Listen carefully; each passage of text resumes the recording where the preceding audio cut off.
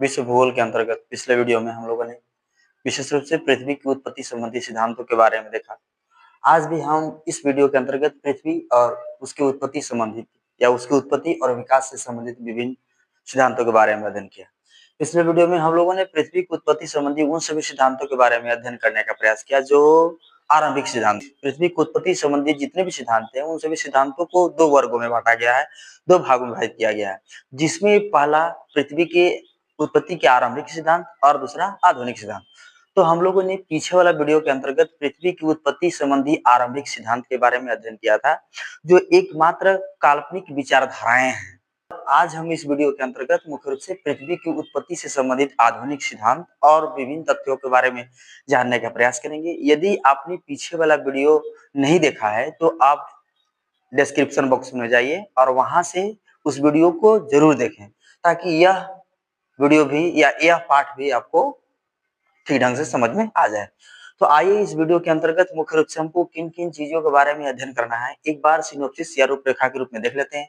सबसे पहले इस पाठ के अंतर्गत हम प्रस्तावना, पृथ्वी की उत्पत्ति एवं विकास से संबंधित पृथ्वी का उत्पत्ति कैसे हुआ, उसके आधुनिक सिद्धांत कौन से आधुनिक सिद्धांत हैं, उस पर स्थल मंडल का विकास, जल मंडल का विकास, वायुमंडल का विकास और जीवन की उत्पत्ति किस प्रकार से हुई, उसके बारे में अर्थात प्रस्तावना के रूप में जानेंगे।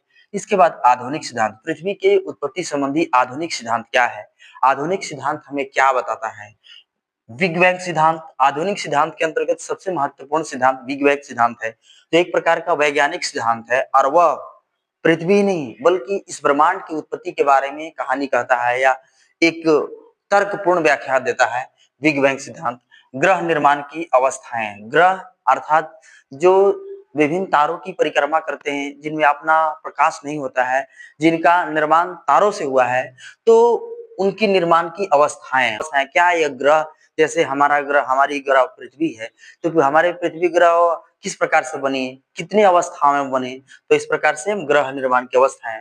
पृथ्वी का विकास के आरंभिक चरण, सबसे पहले जब हम पृथ्वी के बारे में अध्ययन करते हैं तो हम पाते हैं कि क्या हमारी पृथ्वी प्राचीन समय में भी ठीक इसी प्रकार से थी या इसमें कुछ बदलाव हुआ है। तो बदलाव हुआ है तो किस प्रकार से बदलाव हुआ है, या उसका आरंभिक चरण किस प्रकार का था। क्या हमारी पृथ्वी ठीक जैसे दिखाई देती है, जल मंडल, स्थल मंडल, वायुमंडल, यह आरंभिक समय में था या नहीं था, तो इन सब का विकास किस प्रकार से हुआ है। इसके बाद है वायुमंडल का विकास, स्थल मंडल का विकास, वायुमंडल का विकास, और साथ में हमारी पृथ्वी का एकमात्र प्राकृतिक उपग्रह जिसे चंद्रमा कहते हैं, चंद्रमा की उत्पत्ति अर्थात चंद्रमा की उत्पत्ति किस प्रकार से हुई है। तो हम मुख्य रूप से इस वीडियो के अंतर्गत पृथ्वी की उत्पत्ति और विकास से संबंधित उन सभी तथ्यों को जानने का प्रयास करेंगे जो आधुनिक सिद्धांत के अंतर्गत आता है। पाठ का प्रस्तावना, पृथ्वी की उत्पत्ति संबंधी सिद्धांतों को दो भागों में बांटा गया। पीछे वीडियो या लोगों ने देखा था कि पृथ्वी की उत्पत्ति संबंधी जितने भी सिद्धांत थे उन सभी सिद्धांतों को दो भागों में बांटा गया था। पहला था प्रारंभिक सिद्धांत और दूसरा आधुनिक सिद्धांत। प्रारंभिक सिद्धांत यानी प्रारंभिक सिद्धांत पृथ्वी की उत्पत्ति एवं उद्भव के बारे में बताता है। प्रारंभिक सिद्धांत जो है वह मात्र पृथ्वी की उत्पत्ति कैसे हुआ, उसका उद्भव कैसे हुआ, इसी चीज की कहानी कहता है। जबकि आधुनिक सिद्धांत जो है वह आधुनिक सिद्धांत के अंतर्गत ब्रह्मांड की उत्पत्ति के बारे में बताया गया है। पृथ्वी की उत्पत्ति संबंधी आरंभिक सिद्धांत वह पृथ्वी की मात्र उत्पत्ति के बारे में कहता है, जबकि आधुनिक सिद्धांत पृथ्वी की उत्पत्ति संबंधी आधुनिक सिद्धांत के अंतर्गत ब्रह्मांड की उत्पत्ति के बारे में बताया गया है, जिससे पृथ्वी की उत्पत्ति एवं उद्भव के बारे में भी जानकारी मिलती है। पृथ्वी के बारे में ही अध्ययन करेंगे, क्योंकि सौरमंडल में जितने भी ग्रह हैं उन सभी ग्रह पर मात्र एक पृथ्वी एक ऐसा ग्रह है जिस पर जीवन विद्यमान है। तो चूंकि हम पृथ्वी पर रहते हैं इसलिए हम पृथ्वी की कहानी कहेंगे, पृथ्वी के बारे में जानने का प्रयास करेंगे। लेकिन यहाँ पर आधुनिक सिद्धांत यह कहता है कि अगर हम ब्रह्मांड के बारे में जान जाएंगे, ब्रह्मांड की उत्पत्ति उद्भव के बारे में जान जाएंगे, तो निश्चित है कि पृथ्वी के बारे में भी जानकारी हमको मिल जाएगी। तो इस प्रकार से आधुनिक सिद्धांत के अंतर्गत हमें ब्रह्मांड की उत्पत्ति के बारे में जानना जरूरी है। भूगोलवेताओं के द्वारा दिया गया प्रारंभिक सिद्धांत एकमात्र कल्पना है। भी प्रारंभिक सिद्धांत दिया गया था वह एकमात्र कल्पना था, एक सोच था। सिद्धांत एक प्रकार का वैज्ञानिक सिद्धांत है। वैज्ञानिक सिद्धांत पुष्टि धारक सिद्धांत होता है या पुष्टि किया हुआ सिद्धांत होता है। वैज्ञानिक सिद्धांत है जिसके आधार पर ब्रह्मांड की उत्पत्ति एवं उद्भव के साथ साथ पृथ्वी की उत्पत्ति एवं उद्भव के बारे में भी जानकारी मिलती है। कहने का मतलब है कि आधुनिक सिद्धांत जो है वह ब्रह्मांड की उत्पत्ति के बारे में तो बतेबे करता है। तो यह एक वैज्ञानिक सिद्धांत है और इस सिद्धांत के आधार पर ब्रह्मांड की उत्पत्ति के साथ साथ पृथ्वी की उत्पत्ति के बारे में भी हमको जानकारी मिलती है। पृथ्वी की उत्पत्ति संबंधित आधुनिक सिद्धांत या ब्रह्मांड की उत्पत्ति संबंधी आधुनिक सिद्धांत, बिग बैंग सिद्धांत या महाविस्फोट सिद्धांत। बिग बैंग सिद्धांत या महाविस्फोट सिद्धांत एक आधुनिक सिद्धांत है जिसका प्रतिपादन जॉर्ज लेमेत्र ने सन 1927 में किया था। हमेशा याद रखना है कि बिग बैंग सिद्धांत या जो एक वैज्ञानिक सिद्धांत है या ब्रह्मांड विस्फोट का सिद्धांत जो एक वैज्ञानिक सिद्धांत है, इसका प्रतिपादन किसने किया? जॉर्ज लेमेत्र ने सन 1927 में किया। सर्वप्रथम सन 1920 ईस्वी में एडविन हबल ने कहा ब्रह्मांड का प्रसार हो रहा है, ब्रह्मांड फैल रहे हैं। उससे पहले सन 1927 से पहले ही 1920 ईस्वी में ही एडविन हबल ने कह दिया था कि ब्रह्मांड का प्रसार हो रहा है, ब्रह्मांड फैल रहा है। उन्होंने एक गुब्बारा के ऊपर पेंसिल की सहायता से कई बिंदुओं को चिन्हित किया। एक गुब्बारा लिया और गुब्बारा पर पेंसिल की सहायता से कई बिंदुओं को चिन्हित किया तथा उसमें हवा भरने के दौरान पाया कि प्रत्येक बिंदुओं के बीच की दूरी एक दूसरे से बढ़ रही है। प्रत्येक बिंदुओं के बीच की दूरी एक दूसरे से बढ़ रही है, अर्थात इसी प्रकार ब्रह्मांड का प्रत्येक पिंड एक दूसरे से दूर हो रहा है। बिग बैंग सिद्धांत या महाविस्फोट का सिद्धांत जो है यह एक आधुनिक सिद्धांत है। आधुनिक सिद्धांत का प्रतिपादन जॉर्ज लेमेत्र ने सन 1927 में किया था, परंतु सन 1920 ईस्वी में ही एडविन हबल ने कहा था कि ये जो ब्रह्मांड है ये ब्रह्मांड का प्रसार हो रहा है, फैलाव हो रहा है। प्रत्येक पिंड एक दूसरे से दूर हो रहे हैं, प्रत्येक पिंड एक दूसरे से दूर हो रहे हैं। इसको सिद्ध करने के लिए उन्होंने कहा कि आप एक गुब्बारा लीजिए और गुब्बारा पर पेंसिल की सहायता से कई बिंदुओं को चिन्हित कर दीजिए। अब उसमें हवा भरिए। उसमें क्या करना है? हवा भरना है। जैसे जैसे हवा भरते हैं प्रत्येक बिंदु के बीच की दूरी, ठीक इसी प्रकार से प्रत्येक पिंड के बीच की दूरी भी बढ़ती जा रही है। बिग बैंग सिद्धांत क्या है? बिग बैंग सिद्धांत के आधार पर पृथ्वी की उत्पत्ति या ब्रह्मांड की उत्पत्ति किस प्रकार से कहा गया या बिग बैंग सिद्धांत क्या है? बिग बैंग सिद्धांत जिसे महाविस्फोट का सिद्धांत भी कहते हैं, बिग बैंग सिद्धांत जिसे महाविस्फोट का सिद्धांत भी कहा जाता है, ब्रह्मांड उत्पत्ति एवं विकास का एक वैज्ञानिक सिद्धांत है, अर्थात पुष्टि धारक सिद्धांत है, पुष्टि किया हुआ सिद्धांत है। सिद्धांत के आधार पर वैज्ञानिकों का मानना है कि ब्रह्मांड का निर्माण जिन पदार्थों से हुआ है, ये ब्रह्मांड है, ये ब्रह्मांड का निर्माण जिन पदार्थों से हुआ है वह आज से 13.7 अरब वर्ष पहले, आज से 13.7 अरब वर्ष पहले समस्त पदार्थ एक ही कण में विद्यमान थे। बिग बैंग सिद्धांत यह कहता है कि यह ब्रह्मांड जिससे बना हुआ है वे समस्त पदार्थ आज से 13.7 अरब वर्ष पहले एक कण के रूप में विद्यमान थे। आज अलग अलग हटे, पहले एक कण के रूप में विद्यमान थे।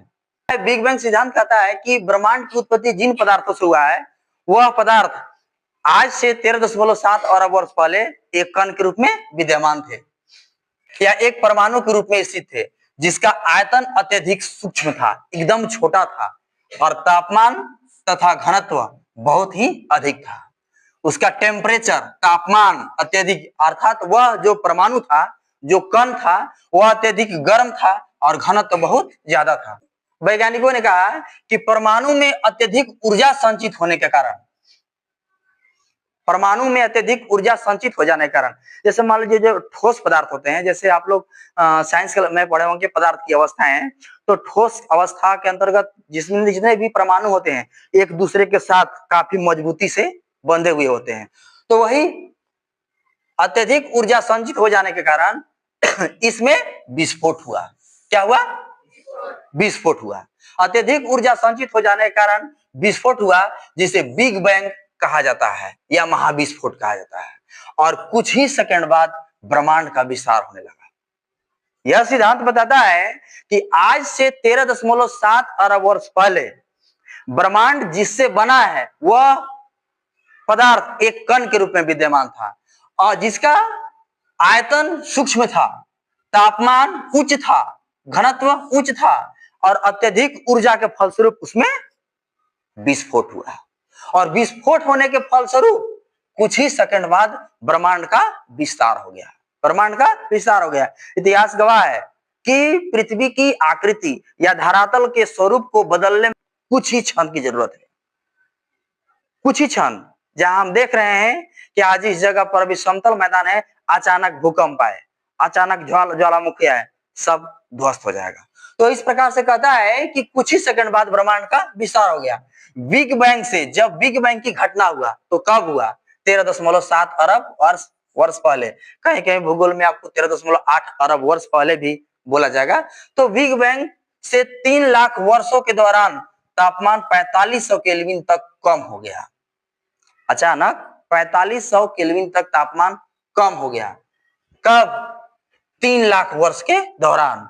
बिग बैंग की घटना के 3 लाख वर्ष बाद तापमान 4500 केल्विन गिर गया। उस समय अत्यधिक उच्च तापमान था और अचानक 4500 केल्विन तापमान गिर गया और परमाणु पदार्थ का निर्माण हुआ और इसके अंतर्गत प्रोटॉन, इलेक्ट्रॉन और न्यूट्रॉन बने। क्योंकि हम जानते हैं कि एक परमाणु के घटक, एक परमाणु में प्रोटॉन, इलेक्ट्रॉन और न्यूट्रॉन होते हैं और परमाणु से ही आगे चल करके अणु बने।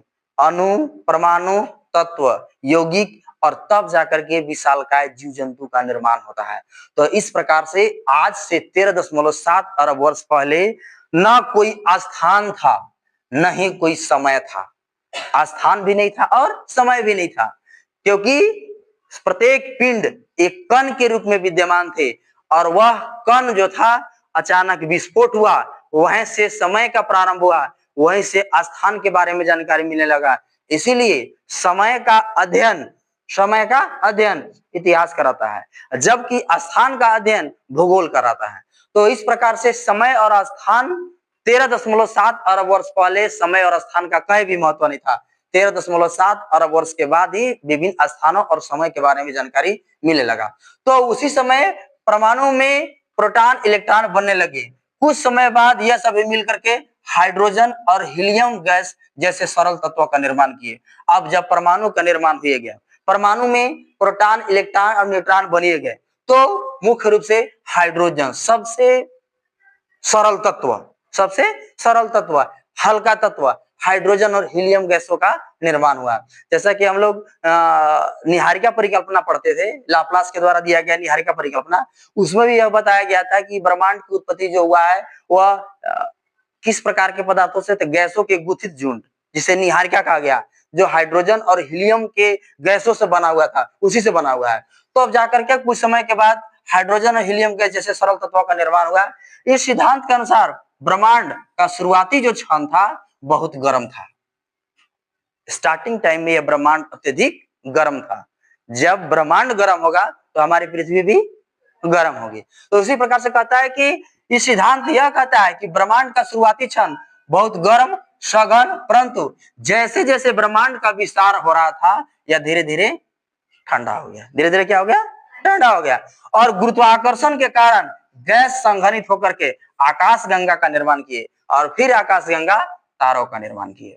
तो कहता है कि जैसे जैसे ब्रह्मांड का विस्तार होता गया, धीरे धीरे अत्यधिक जो गर्म पदार्थ था धीरे धीरे ठंडा होने लगे और ठंडा होने के फलस्वरूप गुरुत्वाकर्षण बल के कारण गैस धीरे धीरे संघनित होने लगे। संघनित कहने के मतलब एक में चिपकने लगे, ठंडा होने लगे और ठंडा होने के फलस्वरूप आकाश गंगा का निर्माण किए और फिर आकाश गंगा तारों का निर्माण करते हैं। जैसे हम लोग किस आकाश गंगा में रहते हैं? किसी को पता है? कोई बताओ क्या? खड़ा हो जाओ। हाँ, कौन सा? हाँ, बहुत बढ़िया, मिल्की वे या दुग्ध मेखला। तो आकाश गंगा का निर्माण हुआ और उसी आकाश गंगा से तारा का निर्माण हुआ। ठीक है, हमारा सबसे नजदीक का तारा कौन है? सूर्य। कौन सा है? सूर्य। अर्थात आकाश गंगा का निर्माण शुरुआती हाइड्रोजन और हीलियम गैसों के संचयन से हुआ। सबसे पहले आकाश गंगा बना और आकाश गंगा का निर्माण किससे हुआ? हाइड्रोजन और हीलियम से बना। हाइड्रोजन और हीलियम गैस के संचयन से बना, जिसे निहारिका कहा गया। जिसे कहा गया निहारिका। निहारिका गैसों का एक गुथित झुंड है। निहारिका जो है वह गैसों का एक गुथित झुंड है जिससे इस ब्रह्मांड की उत्पत्ति हुआ, जिससे आकाश गंगा की उत्पत्ति हुआ। ऐसा ऐसा विश्वास किया जाता है कि आज से 5.6 अरब वर्ष पहले, आज से 5-6 अरब वर्ष पहले तारों का निर्माण हुआ। विभिन्न प्रकार के तारा, जैसे जिसमें अपना प्रकाश होता है, जो आकाशगंगा की परिक्रमा करते हैं, उन्हें तारा कहते हैं। तो आज से 5 से 6 अरब वर्ष पहले तारों का निर्माण हुआ। प्रश्न पूछता है कि तारा का निर्माण कब हुआ? जैसे बिग बैंग की घटना कब हुआ? तो आज से 13.7 अरब वर्ष पहले। उसी प्रकार से तारा का निर्माण कब हुआ? तो 5 से 6 अरब वर्ष पहले। तो ऐसा विश्वास किया जाता है कि 5 से 6 अरब वर्ष पहले तारों का निर्माण हुआ, जबकि 4 से 6 अरब वर्ष पहले ग्रहों का निर्माण हुआ। किसका निर्माण हुआ? और उसी में हमारी पृथ्वी भी, हाँ, तो हमारे पृथ्वी के निर्माण भी 4 से 6 अरब वर्ष पहले हुआ। गैसों को एकत्रित होने से आकाशगंगा से तारा, और तारा से ग्रह, और ग्रह से अन्य आकाशीय पिंडों की उत्पत्ति हुई।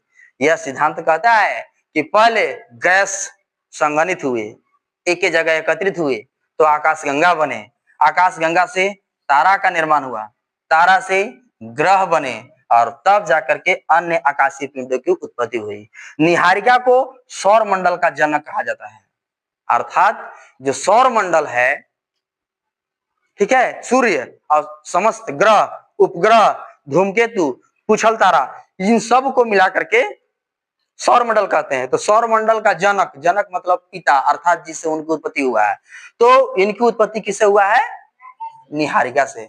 जबकि ग्रहों की उत्पत्ति सूर्य से माना गया है, अर्थात सूर्य को ग्रह का जनक कहा जाता है, जबकि निहारिका को सौरमंडल का जनक कहा जाता है। इस प्रकार से ब्रह्मांड उत्पत्ति संबंधी बिग बैंग सिद्धांत कहता है कि ब्रह्मांड की उत्पत्ति एक ही परमाणु से हुआ है, अर्थात जिससे ब्रह्मांड बना है वह ब्रह्मांड एक समय ऐसा था कि एक ही कण के रूप में विद्यमान था। अत्यधिक ऊर्जा संचयित होने के फलस्वरूप इसमें अचानक विस्फोट हुआ।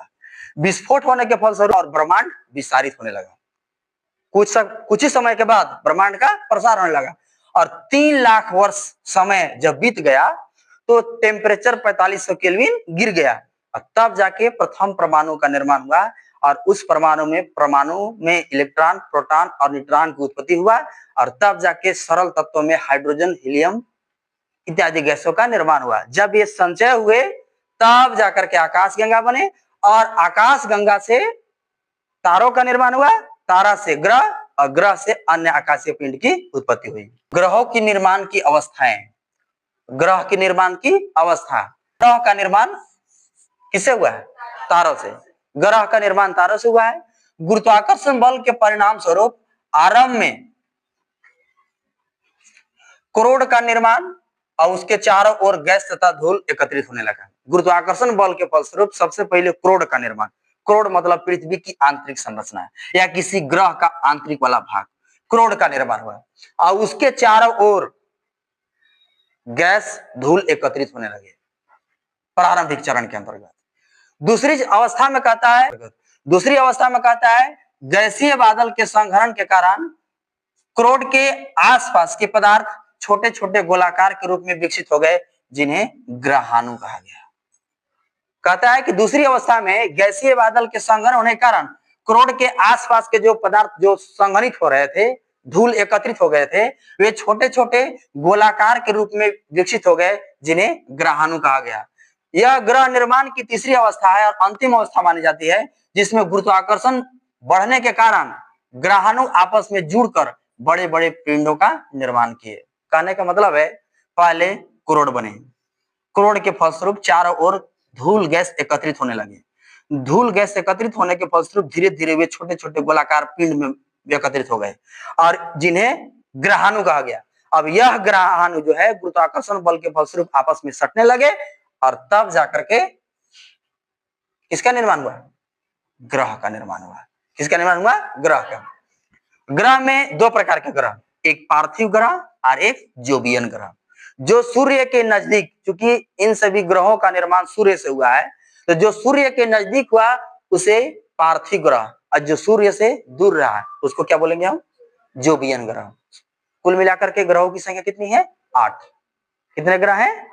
8। तो 8 गो में 4 गो ग्रह जो है जिन्हें पार्थिव ग्रह कहा जाता है, और 4 ग्रह को जोवियन ग्रह कहा जाता है। सभी ग्रहों का निर्माण लगभग एक ही समय हुआ है, 4.6 अरब वर्ष पहले। आज से 4.6 अरब वर्ष पहले की कहानी है कि हमारी ग्रह या अन्य ग्रह अर्थात हमारे पृथ्वी और अन्य ग्रह का निर्माण, और सभी जितने भी ग्रह हैं उन सभी ग्रहों का निर्माण एक ही समय हुआ। पार्थिव ग्रह जनक तारे के बहुत समीप बने।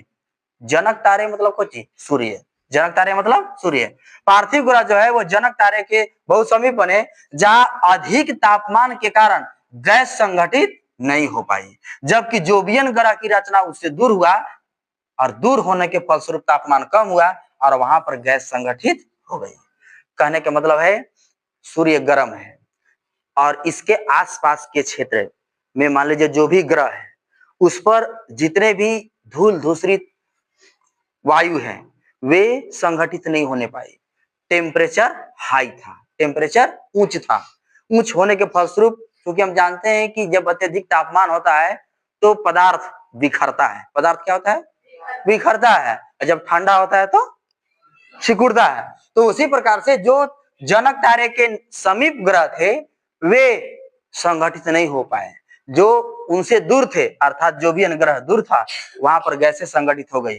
शक्तिशाली सौर वायु या सौर पवन के प्रभाव के फलस्वरूप पार्थिव ग्रह के गैस एवं धूलकण उड़ गए, किंतु जोवियन ग्रह के गैस या सौर पवन नहीं उड़ पाए या नहीं हटा पाए। यहाँ पर मान लीजिए सूर्य है, यहाँ पर पृथ्वी है, तो यहाँ पर गैस जो था, धूल दूसरी जो हवाएं थी या बालू का कण था वो एकदम कुछ था, गर्म था। वे संगठित एक जगह एकत्रित नहीं होने पाए। अत्यधिक गर्म होने के फलस्वरूप वे सब वहां से उड़ गए, जबकि जोवियन ग्रह पर यह नहीं हुआ, वहां संगठित होकर के और एकत्रित हो गए। पृथ्वी के आरंभिक चरण, पृथ्वी के आरंभिक चरण स्टार्टिंग टाइम में, या जिस समय पृथ्वी बना, जिस समय ब्रह्मांड से आकाशगंगा से तारा और तारा से ग्रह और ग्रह में हमारे पृथ्वी का निर्माण हुआ, तो हमारी पृथ्वी जो है वह लगभग 460 करोड़ वर्ष मानी जाती है। पृथ्वी की आयु लगभग 460 करोड़ वर्ष मानी जा गई है। 460 कहें या 4.6 अरब वर्ष कहें, दोनों एक है। तो हमारे पृथ्वी की आयु लगभग कितनी है? 460 करोड़। आरंभ में हमारी पृथ्वी गर्म वीरान थी। जैसा कि हम जान रहे हैं कि ब्रह्मांड भी प्राचीन समय में एकदम गर्म था, यहाँ पर किसी भी प्रकार का कोई जीव जंतु नहीं था, एकदम वीरान था, सुनसान था। है कि प्रारंभ में हमारी पृथ्वी गर्म और वीरान थी। इसकी रचना हीलियम एवं हाइड्रोजन गैस के होने के कारण यहाँ का वायुमंडल बहुत ही विरल था, क्योंकि हीलियम और हाइड्रोजन था। हाइड्रोजन जो है वह हल्की गैस है, अक्रिय गैस है, हल्की गैस है, इसीलिए वायुमंडल प्रारंभिक समय का जो वायुमंडल था वह कौन था? विरल था। विरल मतलब पतला। आया कहता है पृथ्वी की उत्पत्ति के दौरान अत्यधिक ताप के कारण पृथ्वी के पदार्थ द्रव अवस्था में आ गए, जिसके कारण हल्के एवं भारी घनत्व एक का मिश्रण तैयार हो गया। कहने का मतलब है कि तापमान अधिक था, तापमान अधिक होने के फलस्वरूप ऐसे भी कहते हैं कि जब टेम्परेचर हाई हो जाएगा तो बड़ा बड़ा चट्टान भी पिघलना प्रारंभ हो जाता है कि नहीं है? ऐसे भी लोहा को भी अगर हमको पिघलाना होगा तो सबसे पहले क्या करना होगा? गर्म करना होगा। तो उसी प्रकार से पृथ्वी प्राचीन समय में या आरंभिक समय में अत्यधिक गर्म थी, तो गर्म होने के फलस्वरूप द्रव अवस्था में आ गए, और द्रव अवस्था में आने के फलस्वरूप हल्के और भारी पदार्थ आपस में मिल गए, अर्थात उसका मिश्रण तैयार हो गया। विभेदन की प्रक्रिया के फलस्वरूप हल्के एवं भारी पदार्थ एक दूसरे से अलग हो गए। जैसे मान लीजिए कि हम शरबत घोर रहे हैं, उसमें कुछ वजनदार हल्के, कुछ घनत्व वाले, कुछ कम घनत्व वाले, सबको एक में हम मिला दिए, ठीक है। अब उसको कुछ समय के लिए छोड़ दिए। छोड़ने के फलस्वरूप क्या हुआ? जो अत्यधिक घनत्व वाला था वो धीरे धीरे नीचे जाकर के, और जो हल्का घनत्व रहता है ऊपर तैरता रहता है कि नहीं है? तो वही चीज यहाँ कहता है कि विभेदन की प्रक्रिया के फलस्वरूप हल्के एवं भारी पदार्थ एक दूसरे से अलग हो गए।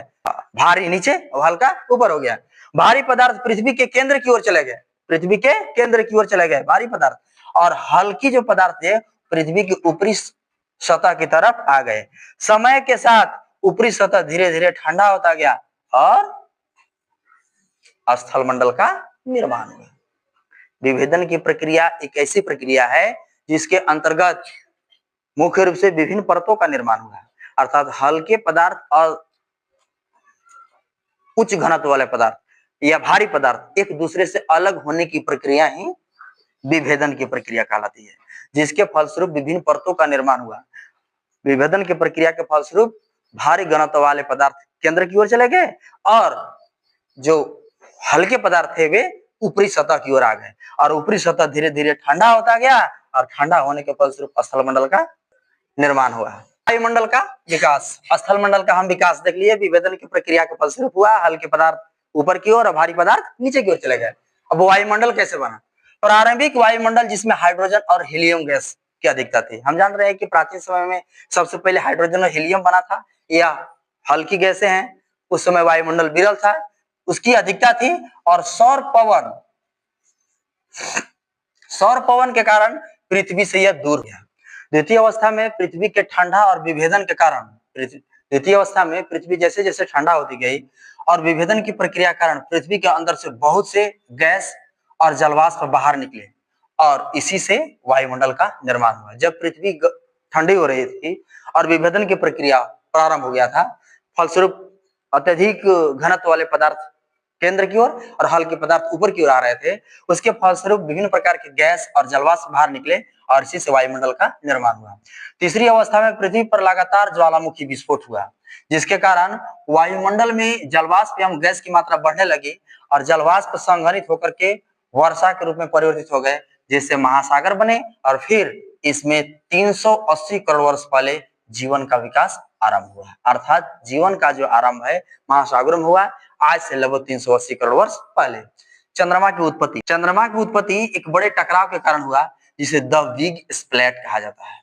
द बिग स्प्लैट कहा जाता है। चंद्रमा की उत्पत्ति एक बड़े टकराव के कारण होता है, जिसे द बिग स्प्लैट कहा जाता है। प्राचीन समय में पृथ्वी और चंद्रमा तेजी से घूमते हुए एक ही पिंड थे, दोनों के दोनों तेजी से घूमते हुए एक ही पिंड थे और यह पिंड घूमते घूमते डंबल की आकृति में बदल गया, फिर टूट गया और चंद्रमा का निर्माण इसी से हुआ है और चंद्रमा उससे अलग हुआ है, अर्थात चंद्रमा का निर्माण इसी से हुआ है। इस सिद्धांत के अनुसार यह माना जाता है कि पृथ्वी के बनने के कुछ समय के बाद, पृथ्वी का निर्माण जैसे हुआ तो पृथ्वी के बनने के कुछ समय बाद मंगल ग्रह से 3 गुना बड़े आकार का एक अन्य पिंड पृथ्वी से टकराया और पृथ्वी का एक हिस्सा अंतरिक्ष में बिखर गया और यह पदार्थ चंद्रमा के रूप में पृथ्वी का चक्कर लगाने लगा। यह घटना अर्थात चंद्रमा की उत्पत्ति लगभग 4.44 अरब वर्ष पहले हुई थी। अर्थात चंद्रमा का निर्माण या चंद्रमा की उत्पत्ति 4.44 अरब वर्ष पहले हुई थी।